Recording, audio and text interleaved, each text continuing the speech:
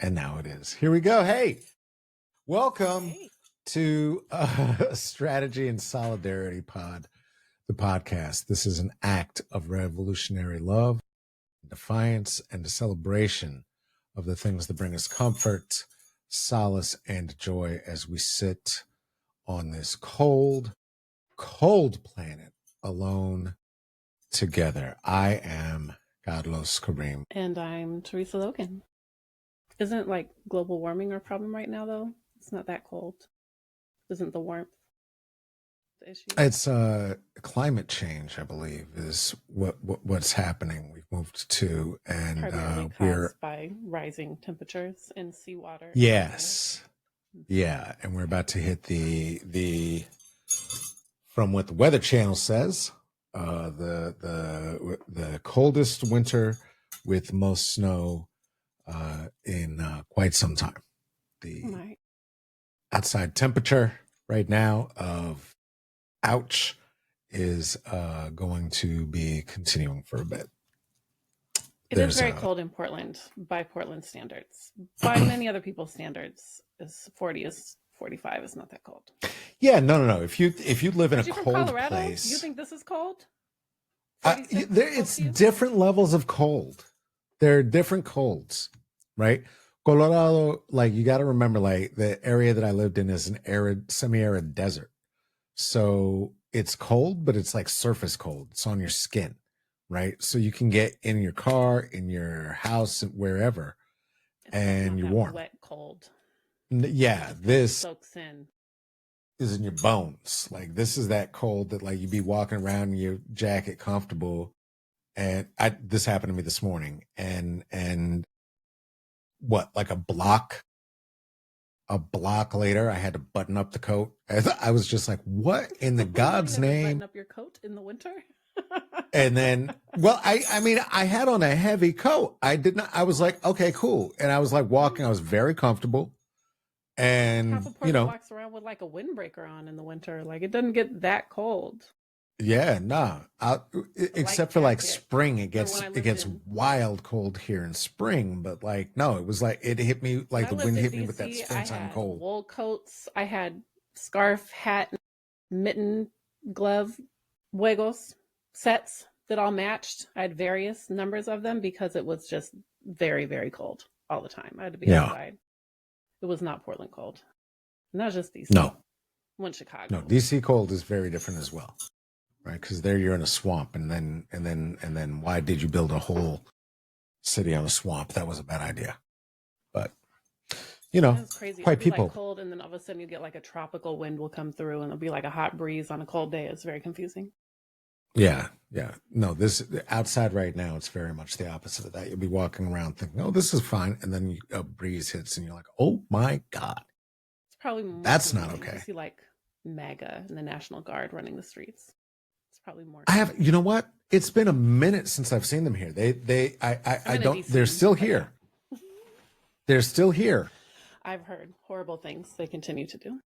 No, it is horrible. It is horrible. I do not know, nor would I ever suggest that I knew anybody who was doing anything to interfere. But if I did, of course not, have any idea about anybody who was interfering with what MAGA was doing, I would confirm that they were here still, but they are not here to the degree that they had been. It doesn't. The detention center is still the detention center. It's still fucked. It's not good. You know. Hey, how's your nervous system? I'm tired. My nervous system's okay. I think I'm still managing. I'm grounded, doing what's mine to do. I'm tired of all the things on all the levels. Yeah. Did something in particular carry on get you? Did you hear a thing or something, or it's just the accumulation of the bullshit? I think it's the collapse of the economy, the $700 worth of gravel I had to shovel into my driveway. It's my 16-year-old wanting to date boys. No, it's not terrible. She seems like she's met someone kind who might be acceptable. But I'm just tired. I'm tired of, like, I told you this the other day, that sometimes I wonder, like, maybe this is all a simulation. And maybe hell is real. And maybe this simulation is my own personal hell, in which you live in a beautiful world full of limitless possibility, but no one around you cares enough to do anything with it. So they just want to perpetuate unnecessary suffering. Yeah, that's how I feel about the world these days. Like I can't even compel my children to like put their dishes in the dishwasher. How are we supposed to start a revolution and get people to like sacrifice material comfort for the well-being of the descendants? Oh my goodness. Yeah. No, that took me to a place in college, with a friend of mine when, kind of a friend of a friend situation when you're sitting around with somebody who you normally don't sit around with. We knew each other. And I was much more bohemian in my nature and the way that I dressed and all the things. I think that was around the time I had just decided, like, I'm not shaving, and I just had a ridiculous beard and like, wearing a hoodie and baggy pants. This dude was like dipped, you know what I'm saying? Fade perfect all the time, like very handsome fellow. Snowy night, very snowy night, just white everywhere. And between the snow and the students, we convinced ourselves that we may be trapped in hell. I've been there. I've been there with you in the past. It feels it could be the good place. Absolutely. Yeah. Like you try to do the good thing, but you can't. Yeah. Or you think, how do you do a good thing? Place, and it's not, they're tricking you. Yeah. What's the moral choice? What's the good moral choice? The system's set up to, what's that called? Make everyone compel. Mm-hmm. Mm-hmm. Just make everyone complicit in the system. Anyway, how's your nervous system doing today? Oh wow, my nervous system is jingle jangles, like my jewelry. I have been going through the experience of trying to figure out how to best distribute all this podcast money coming in. And the one no one paid us to make, nor pays to listen to. That's the one that takes hours and hours and hours. To, sponsor. No sponsorships and commercials for free for friends. It's really perfect, given the amounts of bills and economic collapse of which you spoke. Really perfect, really good. I was telling you off air that not that I have any desire to. I do not. Let's be clear. No one send a safety check to me, but I did have a moment of understanding how the white man who had tied their entire value to their bank account, in particular during the roaring 20s, of which we have found ourselves back in, because time is a flat record that just keeps playing over and over again. That circumstance, and listeners, I apologize. I'm not going to take off my bracelets. I know they're going jingle jangle. I don't know what to do. I need them. I need them right now. I just need it. That I understood why a few of these boys, all boys, because sexism and patriarchy, had decided that the best thing for them to do was to go up to the top of their buildings and dive down onto the concrete on the brain hole, in order to get the insurance to feed their children, because there was no more money coming and it was never going to be, it seemed. There will be money. It will require, as it does and always has, but it must be much more articulated, heavily articulated, interdependence and recognition of it. And that goes against the markers of the patriarchy and masculinity. So they lost their shit. Like toxic individualism and not being willing to ask other people for help.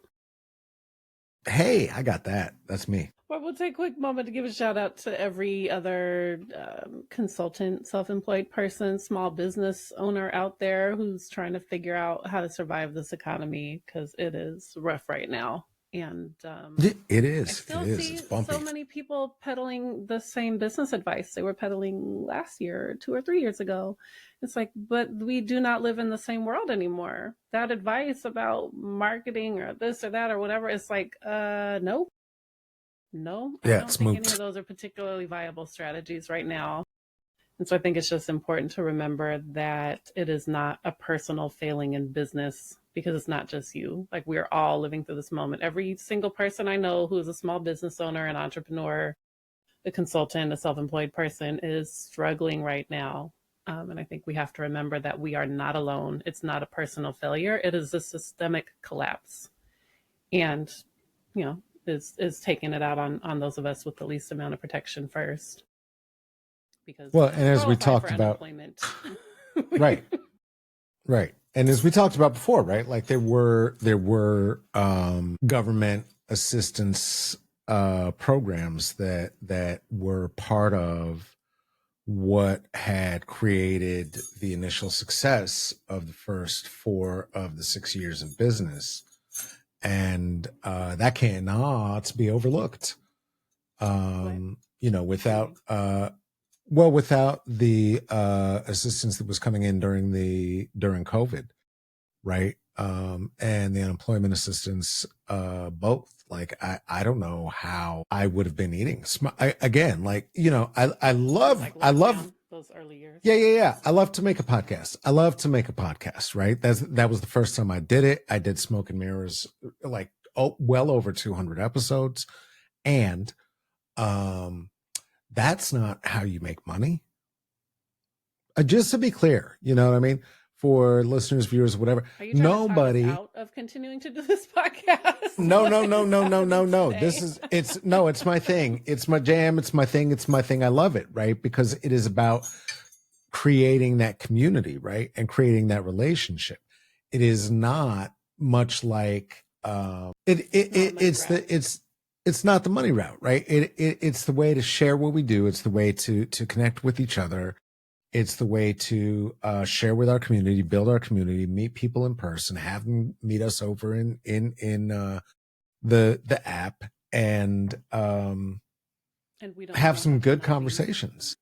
We don't know how Say to one more be time. Transparent. I don't know how to not be transparent with what's happening in our lives. So no.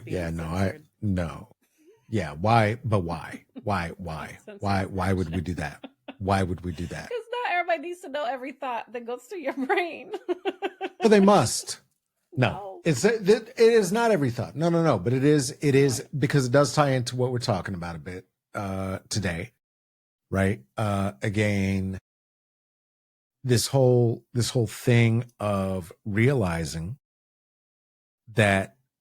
And this is a thing I've been sort of saying for quite some time, but the more that I study and look at the history, the more I understand what El Hajj Malik Shabazz was saying when he said that of all of our studies, history is most qualified to reward our research, right? For folks who don't know, the dead name of that person is Malcolm X. And I apologize to his spirit, but otherwise people don't necessarily know who I'm talking about. I've believed that my whole life, right? My whole life, whatever, since I was like 18, 19, and I first read it. It's what drove my scholarship and my interests, and helped me understand why I had so much like throwback to the past kind of reverence, both in my presentation and whatever throughout my entire life, right? I definitely was like a Harry Stone from Night Court with like posters of like dead people in my bedroom when everybody else was like doing, I don't know what the pop things were. Did you do magic tricks? I had a great yo-yo. I didn't do any magic tricks though. I had several yo-yos. Me and my best friend Derek at the time, who turned out to be not such a great friend, but we had several yo-yos. We had several. But a good yo-yos. It was great. yo-yo colleague. Good yo-yo colleague, a good colleague for many, many years. It wasn't until for some reason he felt competitive about our relationship and the racismo kind of slipped out a bit. And Related to yo-yos or related to other things? that was related to basketball that time. Oh. I don't know. It just like, said something on the court and it was like, oh, and that was kind of the end of that for me. I don't do second chances around those kinds of things. That's not for me. Well, coming back to your point, I do find history oddly grounding sometimes, right? And Yeah. even your reminder to just think back 5.5 years to COVID lockdown, that felt like the end of everything. 95% of the work we were doing was in person at the time, and then everything was just canceled. We were fully booked through the summer. We were in our first year of business, and then everything was just canceled overnight. I had just used up the last of my unemployment in the state of Oregon self-employed assistance program, which was lovely, but I could not get any more unemployment. Fortunately, I had payments coming in for the gestational carrier surrogacy I was doing at the time that kind of kept my family and my household afloat. Otherwise, my full-time job would have been dialing the unemployment line and hoping to maybe get through someday. And I remember telling you, I was like, well, I don't know. Maybe I got to go get a job at Safeway. Like, maybe I go start cleaning houses again. Like, there are other things to do. I don't want to. I'm hoping that's not where we're at. But that's, in that moment, just remembering what it felt like during lockdown of like, I don't know what the world's going to look like after this. And this moment does remind me of that.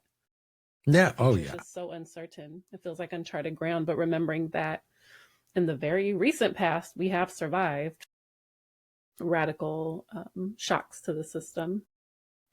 No. Well, and there's no such thing as uncharted ground. Yeah, there's no such. People have been on this ground. There's no uncharted ground. And looking back, how many people have survived so much more and so much worse with so much less, so many fewer resources than I have access to right now. I'm like, what Harriet Tubman was eating? What Harriet Tubman was eating on the first escape? Because that was a hike, and got caught. She didn't get free until the second one, or the third, I think, and got really jacked up every time she got back. They were like, nah. That's how come she had that both the limp and the narcolepsy, because they was just like, nope. And she was like, yep.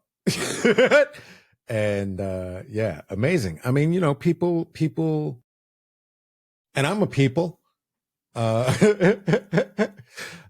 find ways. And as I've said, as you've said, I am looking forward to seeing how this turns out. Every time it's been during a more difficult time of the process, right? All I can think to myself is like, well, then this is not the end of the story. Absolutely. I read, I know things, right? Like I moved to Oakland and I was like, okay, well, I'm broke, I'm poor, I don't know what I'm doing. I just writing raps by myself, you know what I mean? Like in a room. And 10 years later, I was playing at Carnegie Hall. You know what I mean? So it's like, there's just not a way to know. And the one way to know that it's not going to get fixed is giving up, Can't imagine Harriet Tubman was working on a 10-year plan to become a Union spy to free. Hell no. 600 people in one run down south, whatever it was. I coincidentally just watched the movie Harriet on the plane on our way back from the conference in St. Louis. I've heard mixed things. How was it? Yeah. I thought it was decent. I think there's interesting thoughts there. It's good I think her story is important for remembering that it does not have to be everyone. You don't have to bring everyone along. You can't bring everyone No, along, right? So no. remembering Some like people it gonna does get not theirs. have to be a majority of people. It doesn't even necessarily have to be what we might think a critical mass would be. It really is like 3% to 10%. Somewhere in there is really what we're aiming for to create real structural change. I mean, MAGA's not that many people. They feel stronger than they are because they have been so effective, but they're really not that many people. So I think remembering that one as well can be grounding and supportive, that it doesn't have to be everybody. I don't have to bring everyone along. It might feel lonely if I'm out here doing the work by myself, but like, and I don't know if this part of the movie is accurate or not. The way they displayed it was that like she had the narcolepsy, but she was getting like visions from God when she would fall asleep from the narcolepsy. And Okay. that's what was helping her, navigate in ways that she might not have been able to otherwise. So I don't know if that's historically accurate to her experience or not. But I think that piece around like, I'm gonna just keep going. I'm not stopping till I get there. If you're coming with me, you come with me, or you don't, but we're going. And remembering that there are people, even among your own people, who will betray you and are not down for the cause, even though they should be. Just some important lessons to think about as we keep moving forward and believing that as lonely and tired and difficult as this part of the path feels right now, there is a destination which will be the beginning of another journey. And your freedom will require shooting some man in the face. That's not the lesson. Is that the lesson? I mean, maybe, probably metaphorically, more likely than with an armed weapon for most of us. But who knows? I don't know what is coming. The decision I have to make, but I have to cut a lot of people off energetically and emotionally for sure. Yeah. They really are trying to weasel their ways back into the lives of the radicalized liberals. I've been seeing quite a lot of chat about like, well, how do you have a reunion with the MAGAs who are jumping off the ship? You can't just cut off your family. You gotta talk to them. You can't just not. You have to, because it's the same blood as your blood, so you gotta do it because you gotta do it. And like, I mean, it seems very happy for people who are like, no. To what end? To what end? There you go. And I could go both ways with that one, right? I could see an end of if there are people who are waking up from the cult that they willingly joined and willing to recognize that it caused harm, and they're ready to like be useful in repairing that harm. Great. Absolutely. We need more people to help us move things forward, not fewer. But I don't think that's what is happening for a lot of folks. Just saying, no, you're permanently exiled forever. I don't know where that gets us in the long run. Yeah, no, I don't think exile forever helps, right? I am not for that. I am fair, like a fair impulse given the harm that has been done, but I don't know strategically what that helps us accomplish in the long term. If we can bring people back in, like restorative justice, bring people back in, repair harm, move forward, that seems like the more productive strategy long term. Now, the impulse to hold grudges and, shove their face in what they've done is reasonable. Yeah. No. Even the exile oughtn't be that. Yeah, no, the exile oughtn't be that because that is terrible, right? But if there were a way to, and not a camp, not some weird shit. That's not what I'm saying at all, right?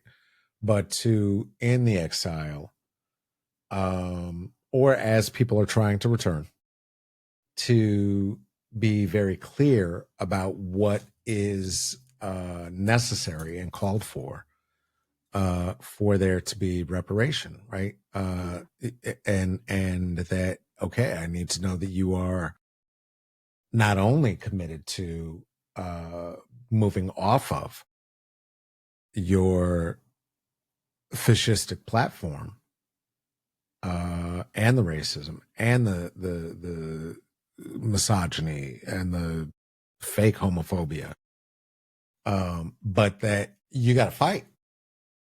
But if you just got to fight your Nazi uniform and picking up a sign so you don't get put on the firing squad, maybe not so much.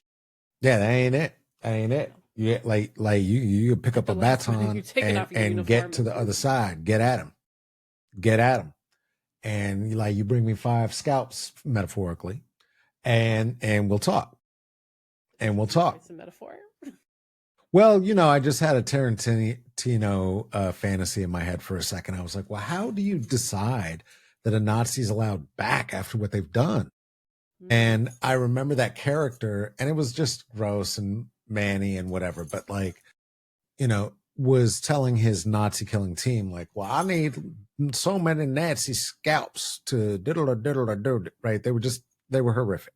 Okay. Is there a distinction between the actual Nazi inflicting the actual harm and the Nazi sympathizers who were just like, yeah, Nazis, go be Nazis? I'm not arguing that there should be. I'm just curious in your mind if there's any distinction. I mean, not much. You know what I mean? The Nazi fan worship that has been going on in this country, and the Nazi cosplay, and I just like World War II, and the History Channel perpetually playing Hitler's speeches. I'm like, I don't know if we need that kind of shit. I don't think it's a good idea.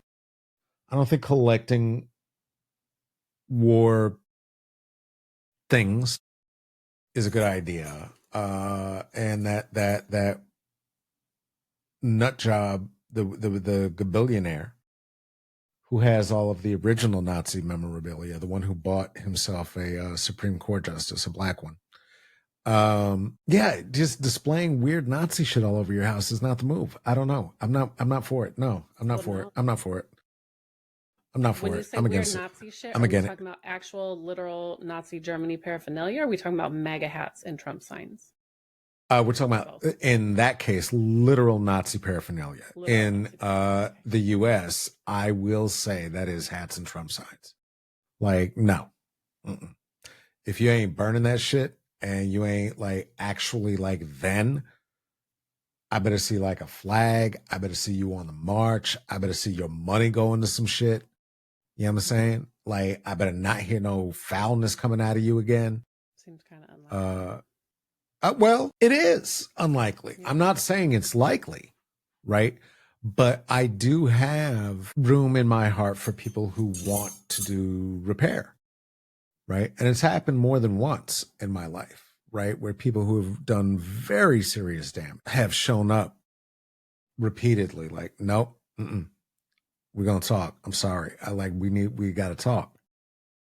And I even remember opening the door to one person being like, wow, you got to set on you, don't you? All right, well, let's talk.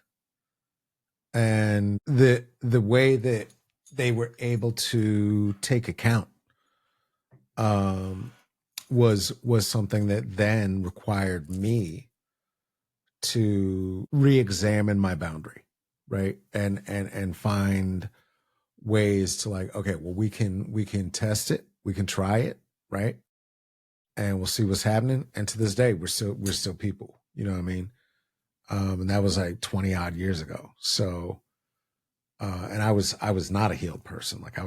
My boundaries were not boundaries; they were rules. Mm-hmm. And I had to do a lot of healing as well. But I mean that is what I think it takes to get to a place of allowing that kind of return. Boundaries, acknowledgement of harm, efforts to repair the harm. Those would be the key things if someone truly is trying to acknowledge, where they've been and the harm they've contributed to and what they want to do now. Otherwise, I think it becomes a lot of coddling that pushes us back further towards that so-called center, which is pretty far right in and of itself.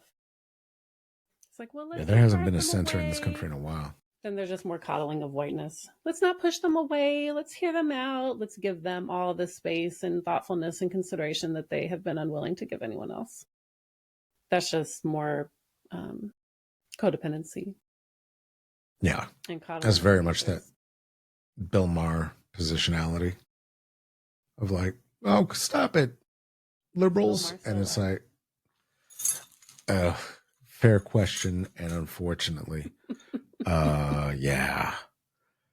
All right. Well, saying things in the world.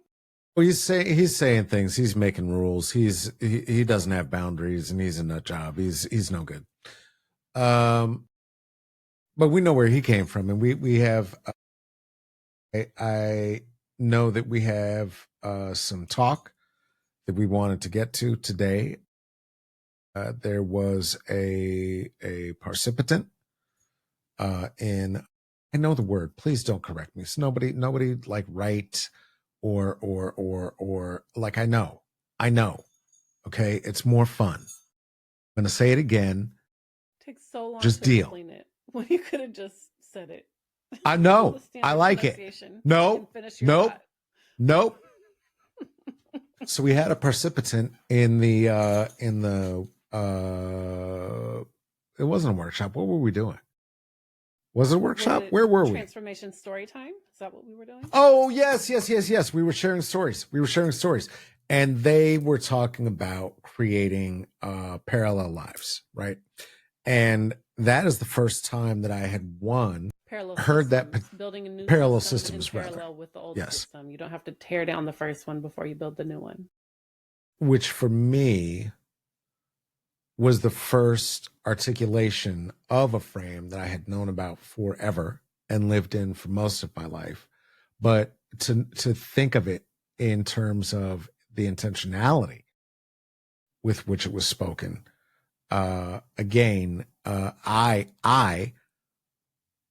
it sent me down a rabbit hole of looking to the past for answers to the future. That Sankofa answer, that Elhaj Malik Shabazz thirst for history.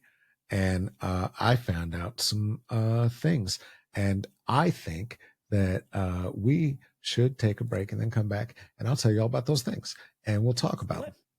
Thanks for watching. Please like and subscribe. Join us at strategyandSolidarity.org. And of course, in the app, we would love to hear your voice in the community. See you there. Hello, friends. Crystal here, your Vibrant BF, and join me for Tune In Tuesdays right here in Strategy and Solidarity, where I share tools and techniques so that you can build more resilience in your nervous system with the same intention that you put into your FYP pages on social media. It's a great way to come in and get a quick tune-up, check in with yourself, with your mind, body, and spirit so that you can live in your highest timeline. I'll see you then. Bye-bye. And welcome back to the podcast. Hey, parallel. You had a story to tell me? Well, not so much a story to tell, but I was thinking of like the last times that folks were having to, in very significant ways, create their own worlds parallel to the world, right? Like Dahlia and I had a discussion that we should probably turn into a podcast. We should probably turn into an episode for folks. Maybe. Well, no. Yes, I'm here. The idea, though, it's the same thing, right? It is about creating parallel lives where the world is not allowing for your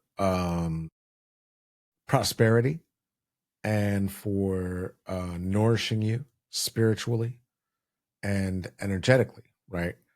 And obviously a world that was created for the exploitation of the created classes according to race rather than economy has a different implication, right?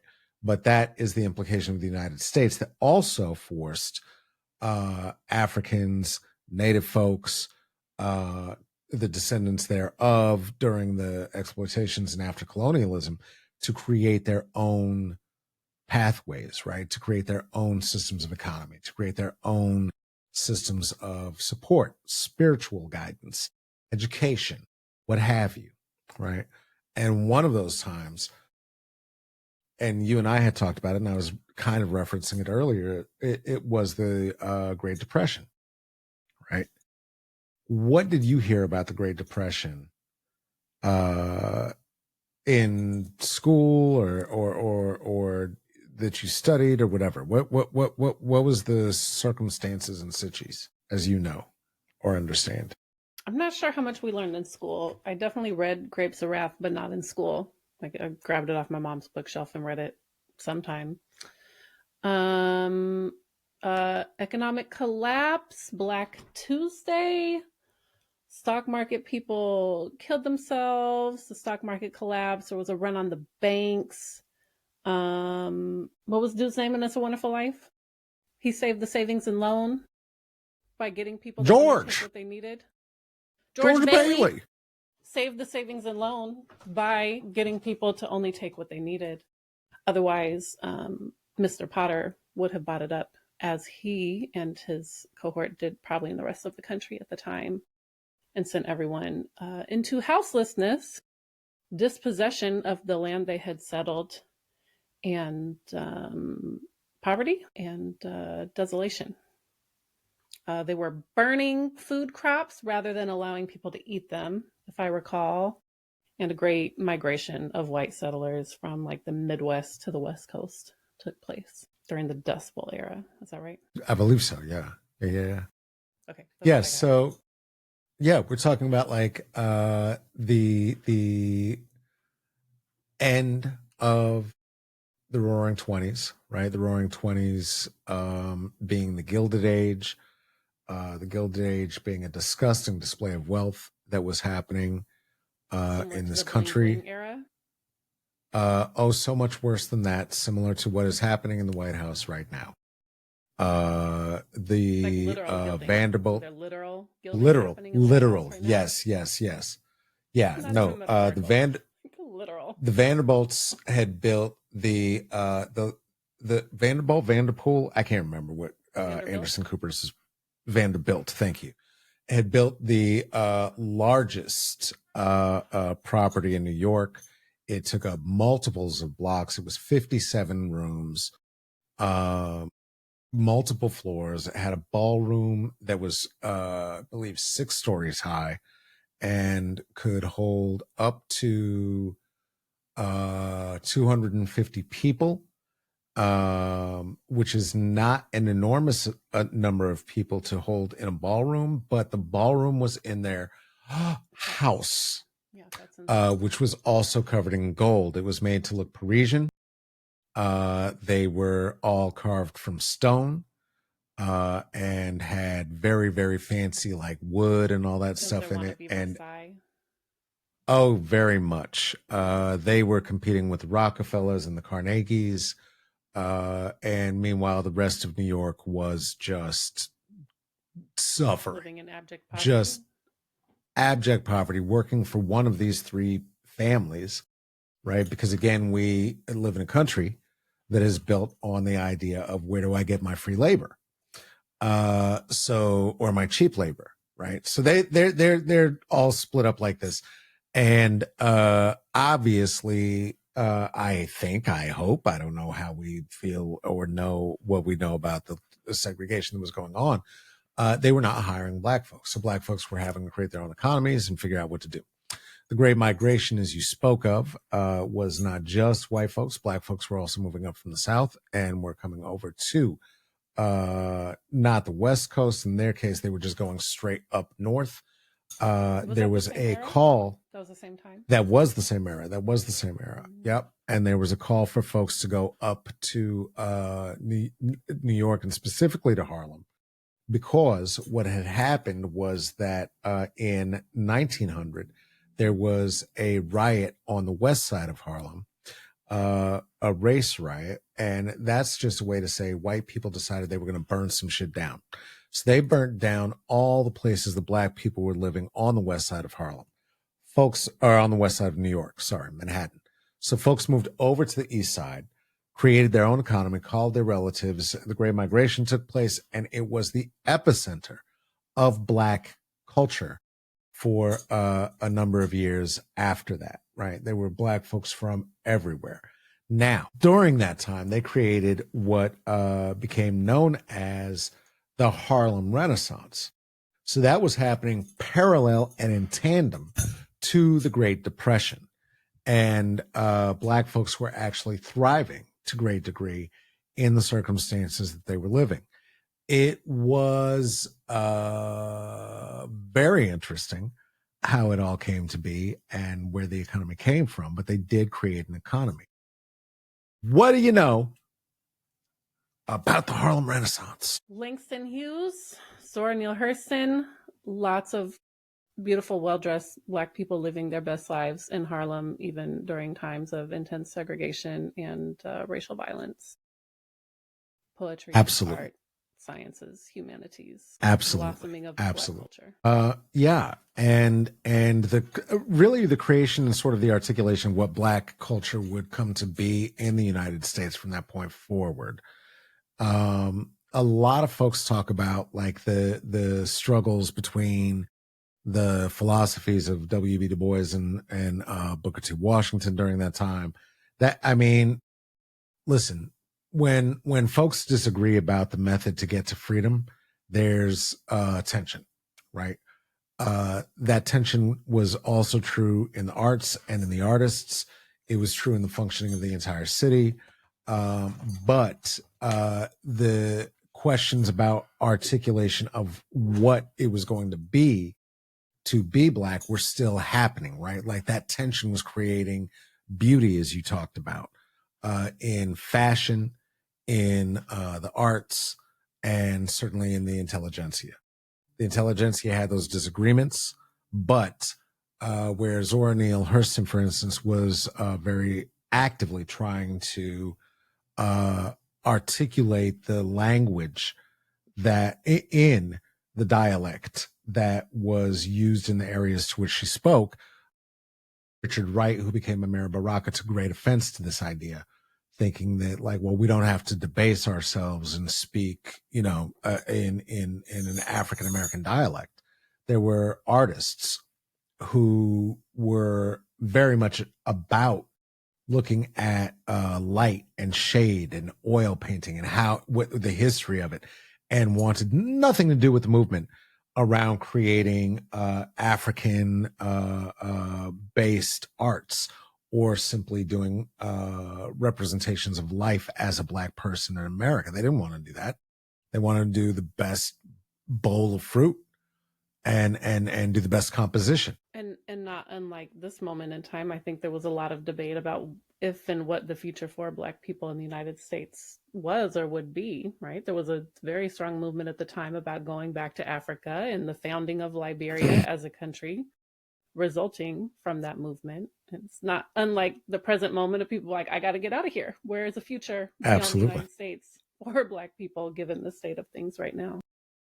Absolutely. And done in cooperation with racist white people with money who are like, yep, sounds good. Get out. You had that, had that whole spectrum back then even, right? Where we tend to think that there's a lot more simplistic divisions of what previous schools of thought were in history. But there was yes, we're going to assimilate and prove that we're just as good as like really white men are your bar. I mean, I understand given where they're living, but like we're going to assimilate into this stagnant, violent, oppressive, pretend culture, or we're going to create our own culture alongside, or are we going to get out of here and go back home, and probably many, many variations in between.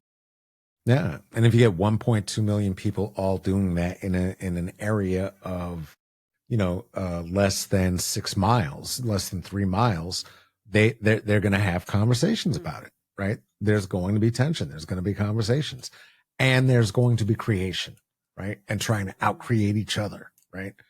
That certainly was fueled by the folks who became known in history as the talented 10th. Now, that attribution is disgusting. One, I just want to offer that.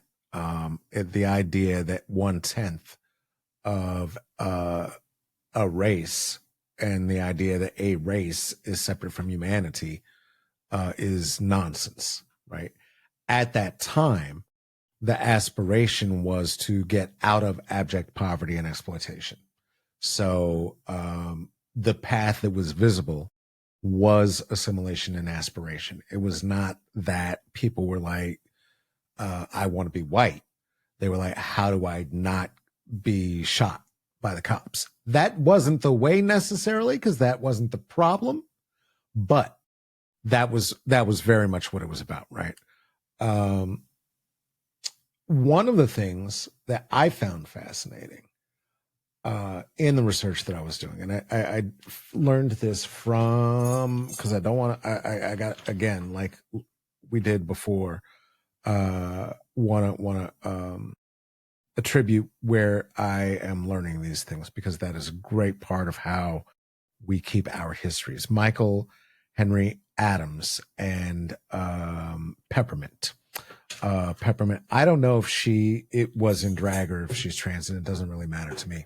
That is her name. The two of them illuminated a thing for me that seemed crazy until I sat on it for 30 seconds. And then it seemed crazy that it had not been clear to me in the past, which was the fundamentally and foundationally queer nature of the culture that was happening at the time and has since been erased from history, right? In the Harlem Renaissance. Especially in the Harlem Renaissance and the creation of a tandem culture to what was happening in white society and white culture at large at the time, right?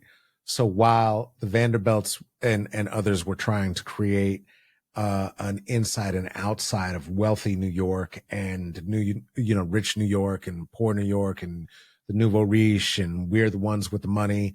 And by the end of the Gilded Age, they all had to agree, like, okay, well, it's not going to be just 3 families, it's going to be 6, and boo, right? Whatever. That's not good. But almost every figure we know from the Harlem Renaissance who was not directly in the scholarship, and half or more of the people who were in the scholarship and the literature and the literates, oddie litters. What is it? Are otters otter litters? Literates. That word doesn't mean anything anymore now. Half of were queer. Gay. The Twitterati? Gay. Pre-Twitterati, literatati. They were all name an author, a dancer, of the Harlem Renaissance, an actor, a designer, a band leader, a band dancer, a band player. Name a famous black person, gay. And like when you say it at first, it's like, what are you talking about? That doesn't make any sense, because they erased that part of the history. That has been erased, right? I remember learning about, I helped my kid learn about the Harlem Renaissance for school projects recently. Not one person mentioned the fact that Langston Hughes, that Zora Neale Hurston, Josephine Baker, Paul Robeson, name somebody, Duke Ellington, Cab Calloway, gay.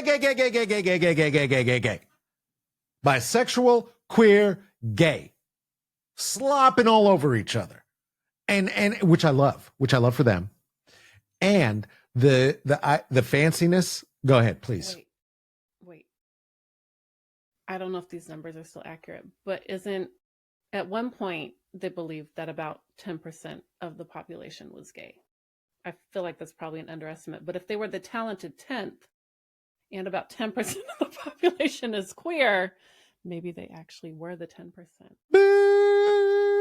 It's way more than 10. But yeah, no, I mean, again, right, that idea of there being like 10% of the country is queer, whatever, right, that we grew up with. That was some bullshit, scientific homophobia, trying to eliminate what was clearly true, right? I grew up in a time when they were trying to tell us that George Michael was straight. I grew up in a time when they were dead ass. Boy George was meant to be straight. He just happened to wear a dress and do full makeup, and nobody knows what he looks like as a boy. A trans character in a movie that broke people's brains. Right? People did not know what talk about that movie for. I don't even remember. Too long. And like the idea that game? Is that what it was? Oh no, that wasn't that. Boy George was not in that, but that game blew people's that movie blew people's minds. I thought that was him. No, not a very good. Oh wait, he was in it. Yes, he was a character in it. You're right. Not a very good movie in retrospect. You know what I mean? But like it did blow people's minds, much like Brokeback Mountain. Not a great movie, not very good, but at that time, mainstream queerness was revolutionary, right? It was just not being done in the way that it had been done. Yeah, through the 70s. Gayness, yeah. Mm-hmm. Open gayness was very normal in the 70s. It was huge. It was huge in film. Was straight. The fuck? I remember when I was straight. She was trying to be I remember when I was straight. Show. She was trying yes. to men. She was in like a I was trying to only date girls and tell people I was a macho. Like shit. Okay. It was a weird period, man. Like Reagan did not help things. Nancy was killing people. It was a bad time with AIDS and all the things. It was very bad. Okay. It was very bad. Okay. Horrible time to be. Yeah. The Roaring 20s gave an allowance. White people needed a way to shake their groove thing, right? They needed a way to get out of the repression that they were facing everywhere else in Manhattan, everywhere else in upstate. And they would come all the way into Harlem to witness and be a part of interracial circumstances that could not be held anywhere else, right? Not only interracial, but again, very, very, very gay. Very gay. And very openly so. I mean, I'm talking about couples walking down the street hand in hand in their full gear. I mean, that probably now it wasn't everywhere all the time. People would probably be at least as afraid of being associated with queerness as blackness. So if you're around both, then maybe that keeps you safer. Yeah, absolutely, absolutely. And how did it become a queer mecca? Well, because there were some queer people there who said, "Hey, come here. This is where to be right now. Like, just come here. It's going to be fine. Everybody's okay." And because doctors and lawyers and the plumber and the dancers all lived in the same building, nobody was like doing class discrimination. Certainly there was some. Okay, let's not lie. Certainly there was some. Now, the way that this all worked was not just the inspiration of Du Bois and Booker T. Washington telling people like, hey, be better, smart yourself, right? There were schools being built and being funded. The arts were being funded by a family, the Harmons. I believe that's the name. The Harmon Foundation. On a white patron. Absolutely. Millionaire. Super rich millionaire. Again, we're talking about all of these. Is it not? We're talking about all of these things. It's fabulous. I'm glad they invested their money that way. Humanity owes them a debt of gratitude. The fact that even that had to be dependent on. Well, it not only was it dependent on, it was created that way. Yeah. Yeah. Basically doing the same thing that they did to Basquiat. Right? They would just find any nigga who was like, had a paintbrush in their hand and went, hey, we're going to put you in the museum.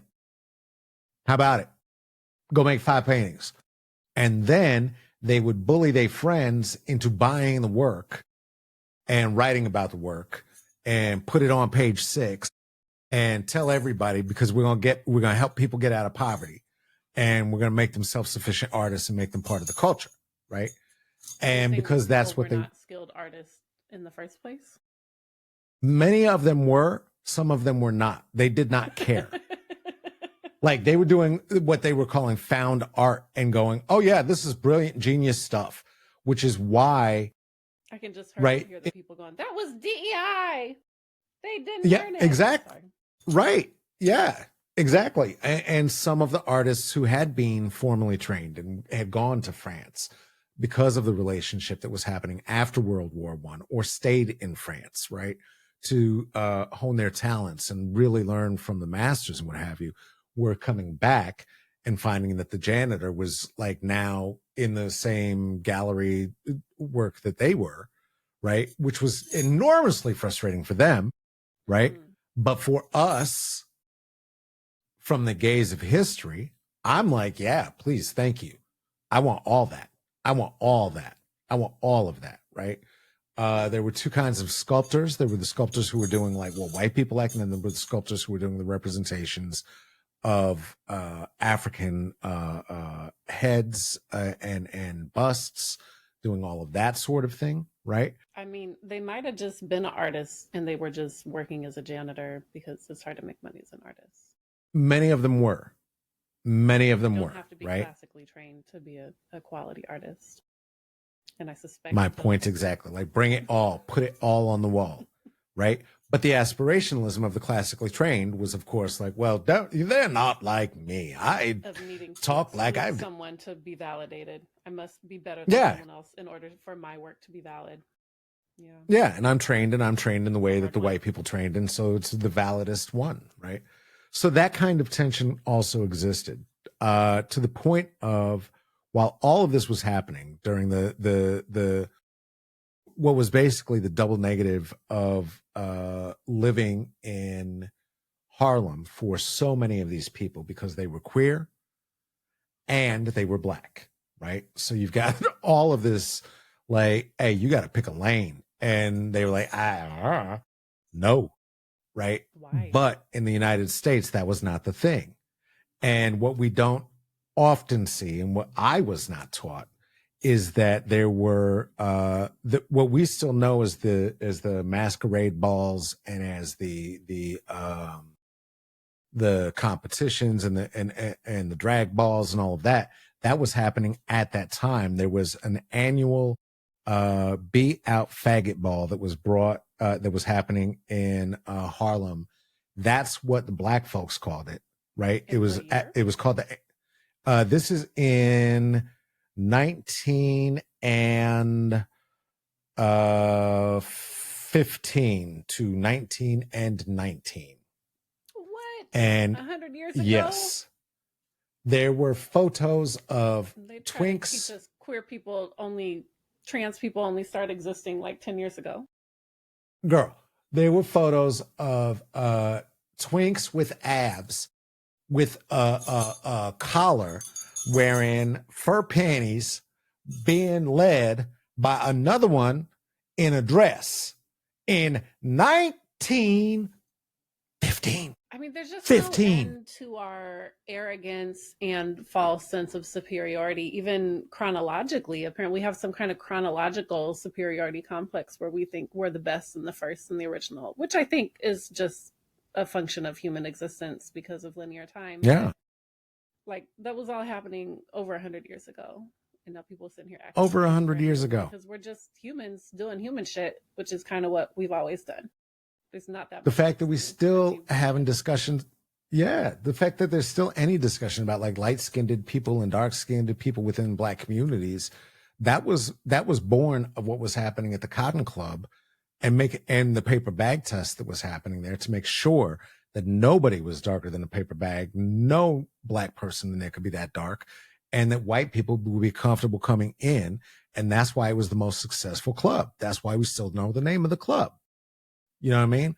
Like, the parallels are unmistakable. I love the clips. Okay. I love the clips. I want to hear it all day, every day. I love Kendrick Lamar. I want to hear it all day, every day. There's no way that Kendrick Lamar is playing at the Super Bowl and the Clips is making the kind of money and the kind of records that they're making and having the success they're making if a bunch of white kids are not the patrons. Sorry, that's just not going to happen. If it's not for Lucien, you're not hearing none of these records. Forget the fact that Drake thought he had Lucien over. Lucien owned all of these records. Who is Lucy? All. Lucien Gray is the owner of Universal Records, and he owns everything. I thought maybe He it owns was like your everything. archetypal white child or something. I was confused. I I've wish. not heard that one before. Yeah, no, Like that's Kenny, Caleb. Bobby, and Lucien? Yeah, no, that's Caleb and Somerset and but yeah, no. So and Logan, yeah, the situation just isn't like the arrogance as you were speaking of, right? This idea that like, oh, this has never happened to anybody. I'm the only one. I came up with this genius idea. It's mine. I'm the only one. I'm the one who decided that theater should look. I'm the only one. I have the secret like queer, weird relationship with somebody, and we have a polycule, and nobody's ever done that. I'm the only one. Nonsense. We have been on this earth since the earth. There have been people who are you forever.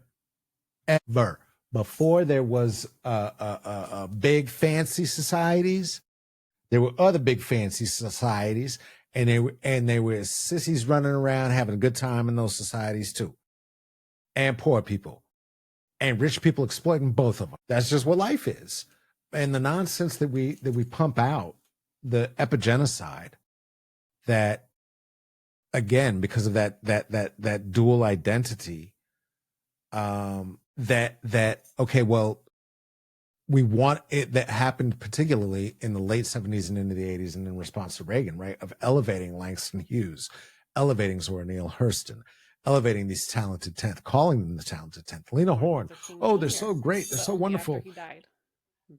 Right. Erase all of the queerness because we're not doing that, And right? All of the community. Hide everything behind the idea of protecting the children. I don't know what you think you're protecting. That don't make any sense. You lying. They're controlling. You trying to protect. Repressing their children. Yeah. That's all. And you trying not to let nobody know that you would rather, instead of all that homophobia, have a peen in your mouth. But you're not going to say that. And you're going to be the politicians who are doing the MAGA and doing each other and lying. And that, I think, as we're moving forward, right, in the creation of parallel communities, it, as you were saying, means two things. Like, one, we don't have to spend our time trying to fight these fuckers and take them apart. We can, but first we have to escape and create some place to go after the battle at the end of the day. There has to be a place to be able to go. If places where we are, then they're not our primary issue right now. Not right now. They will be, not right now. Maybe, right? But we've got to create a parallel reality of like mutual care, mutual aid, understanding, and allowance of people to live their lives. How do we do that without the colonizer mentality, without the default strategies of domination and control that we have inherited from the system? Because if we go back and look at Liberia, not a fairy tale story, you know. So you got the, like, how do we escape from the oppression we're experiencing here? Not unlike the Irish. How do we escape from the oppression and violence we're experiencing here, and then go colonize someone else's land and, you know, create a stratified society and civil war for the next 200 years? You know, I mean, we don't talk a lot about Liberia in the United States and what the impacts were of these American Black folks going back to Africa and then colonizing and taking all the colonizer mentality and the English language and their Christianity, and then using that to oppress all of the indigenous Black folks on that land who were already there living their lives, speaking their own languages. Yeah, now it's happening in Ghana, and it's wild. The same thing is happening in Ghana today. Right? For people who never left, the same thing happened.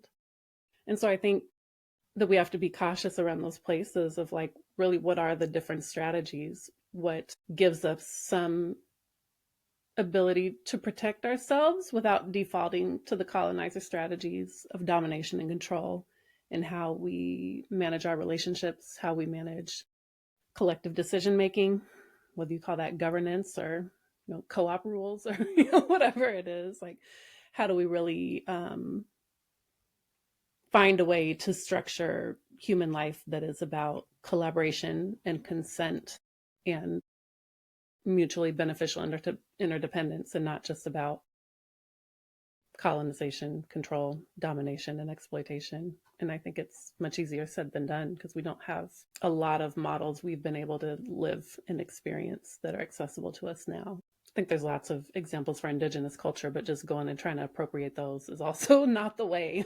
Not going to work. Well, we were talking loosely, right, about trying to, using a Ferrarian model. In if that is what we are, well, not just we, but certainly we, if that is what anyone is trying to accomplish, right? Remembering that, yes, absolutely, the study of the past is understanding, like, okay, these are ways that it has happened. But it's as much about understanding the oversights and the mistakes as it is about understanding the successes and looking for ways to minimize, as you said, the impact. I mean, we're humans, right? We are not a species of generosity and not stomping all over things, but to find ways to minimize that to the best of our ability and work in as much cooperation as possible so that we could extract ourselves from this hyper technological consumer, right? And returning to being members of a society and a culture recognized as such, rather than individuals running around trying to like create our own fiefdom and do, abusing whomever to get to what kind of what we think is the pinnacle of having won, right? And then the stock market crashes. Yeah. And then the stock market crashes and then you dive off a building and land on your head. Like, what are you doing? Don't make that your value. Don't make that your total value. You are more valuable than the money in your bank. Absolutely. It's good to have money in the bank. I'd like it. It's really helpful for so many things. It's so helpful. Your art can do so much more. You can reach out. You can do things. And it doesn't matter. Do things. You could do things anyway. You could do things anyway. You don't have to follow their rules. There are things that certainly make it easier and more accessible with the reality that money is how we deal with commerce here in the United States right now. But if hyperinflation hits, that's going to be moot. And then you still have to be able to have a skill to offer. My current belief, and I'm not saying this is any kind of universal truth or need to impose my truth on anyone else, but my current belief. Oh, you said it's the truth. As I try to make sense of the world. All right. So Theresa says this is the truth. Here we go. No, I'm saying this is my current understanding.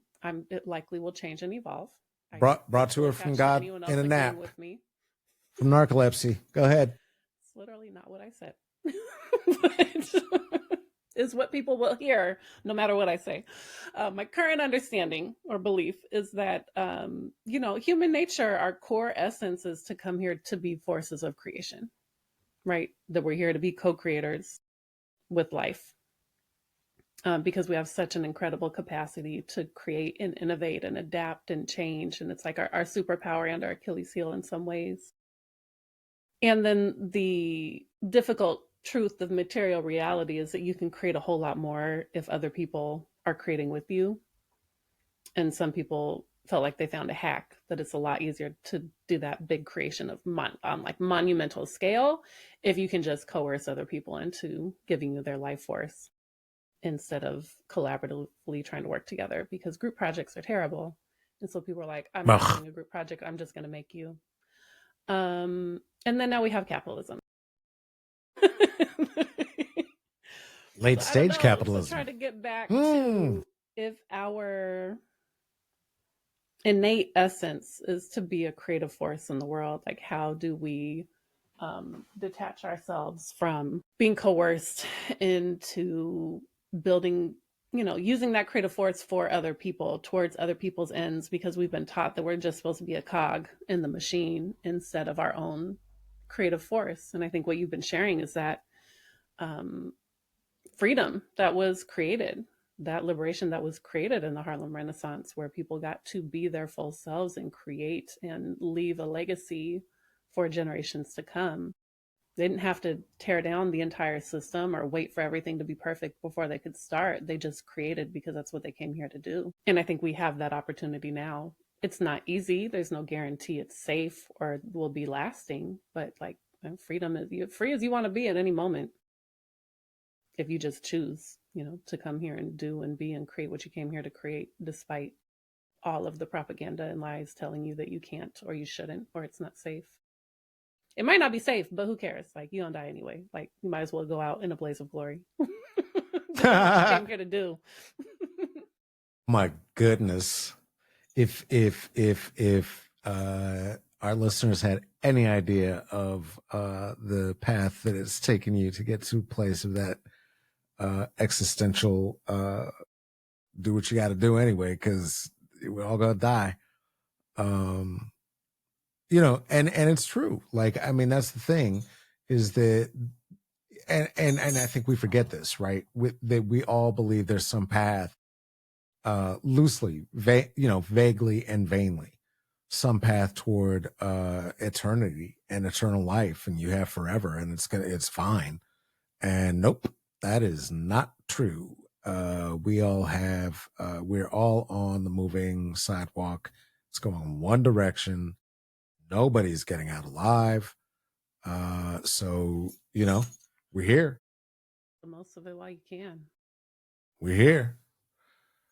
So, speaking of making the most of it, what's going on? Do you have anything you want to share with the people? It feels like we've done the thing. We want to do some tags and shares and things. We have some new things will be announced soon in Strategy and Solidarity, but not today. We're still there. All right. StrategyandSolidarity.org. Join the conversation. Absolutely. Find us, can be involved. Build skills. Love it. Strategy, build solidarity. I've got a couple of opportunities to come and hang out together live in person. One is coming up December 19. That's going to be a late evening show at the Fuse Theater Ensemble. The event is Oops, All Autistic. Going to be 7 autistic comedians. If I'm What percentage of comedians are not on the spectrum? If I'm being super generous, I'm like, wow, and then I'm like, wait a second. Is that really a yeah. show? Or is that just a regular comedy show? It's a little bit of both. It is people who have Not both all comedians, diagnoses and are no. They'll talk about like drugs or getting laid a lot or like smoking all the time, and it's like, oh honey, you're medicating and you should. The spectrum, and that's their special. I think they are. I think they're self-medicating and trying to figure out how to be normal and not doing it well. What normal is, I don't think. No, it is not. I think the thing that they think it's normal is the wild thing. They make it hard for people to like comedy because they take up so much space. So much space because boys. Speaking of, I will also be doing a show coming up this Saturday. And that show is called Lady Killers. I'm going to be on Lady Killers. It's going to be fantastic. This is going to be happening in 1 week on Wednesday, December 10. This is an earlier show, so old people, come on out. 7 p.m. Going to be at Revolution Hall. We are going to be the Lady Killers. I, being a two-spirit person, get the privilege of not having to be on too many shows with boys or people who are not autistic. So good for me. So that's some of the places you can find us. What are your socials, Theresa? Where if they wanted to say hello to you personally, directly? Oh, you can find me not posting very much on the regular ones at TS Logan. I have been enjoying Threads lately and posting more there. Sounds good. And you can find me at El Caballo Negrito at Instagram or at carloswyndham.com. And you can find us again at strategyandSolidarity.org. And we do look forward to yapping at you again next week. Please take care of yourself and take care of each other. That's such a good promo. Like, come here and let me yap at you. Come let us yap. All right, we'll talk to you next time. Take good care of yourselves.